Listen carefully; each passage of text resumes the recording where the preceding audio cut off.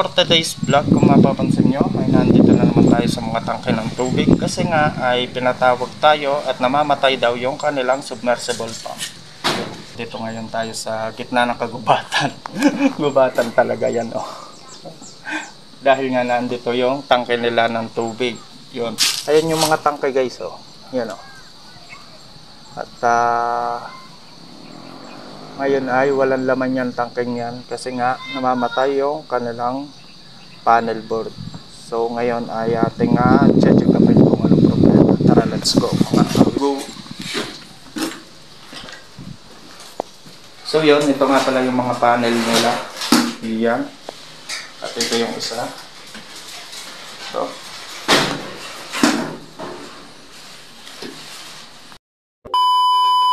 At dito nga ay inumpisahan ko na ang pagto-troubleshooting nitong kanilang panel board. Dito ay inakyat ko na din ang tangkay para matesting natin ang mga sensor. Pauwi din. Pag naabot na niya ito, pinaka-upper niya, mamamatay na siya. Tapos ito naman, pagka puno na siya hanggang dito, pag bumaba na siya, yan, wala na siya ng contact dito sa pulang to. Yun, mabubuhay na siya.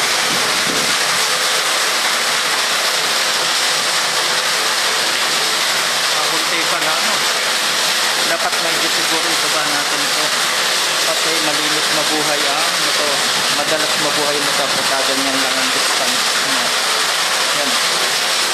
Dapat siguro doon naganto.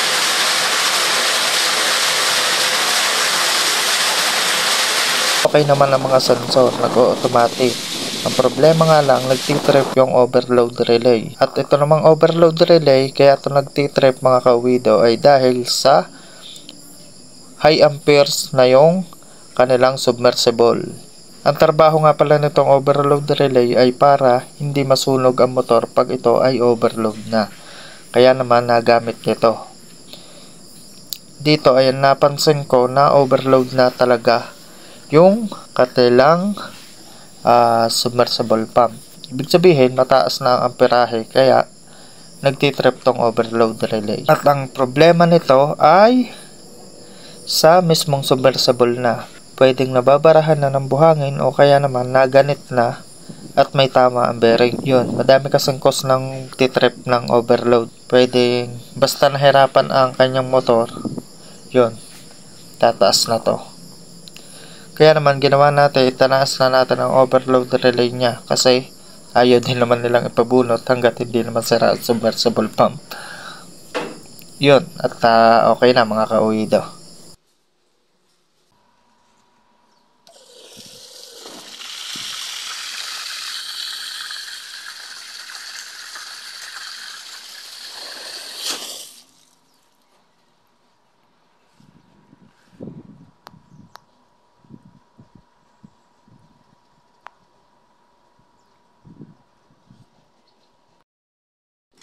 Dito naman sa kabila, guys, yung kanyang motor, yung kanyang submersible pump, pagka siya ay binubuhay ay pumapalo sa 50.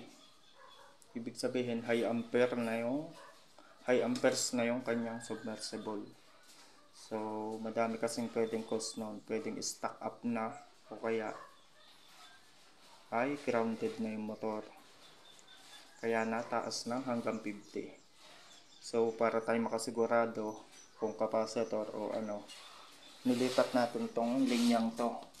Ito yung papunta doon sa ilalim sa submersible. Nung inilipat natin dito sa kabila na okay na panel board, dahil kasi ito panel na to, ganun din, napalo din siya ng hanggang 50. So kaya nakasigurado tayo na yung motor na may problema. Yeah. Ipapabunot nila ngayon to. Yan. Kaya ngayon, di na natin siya itatak.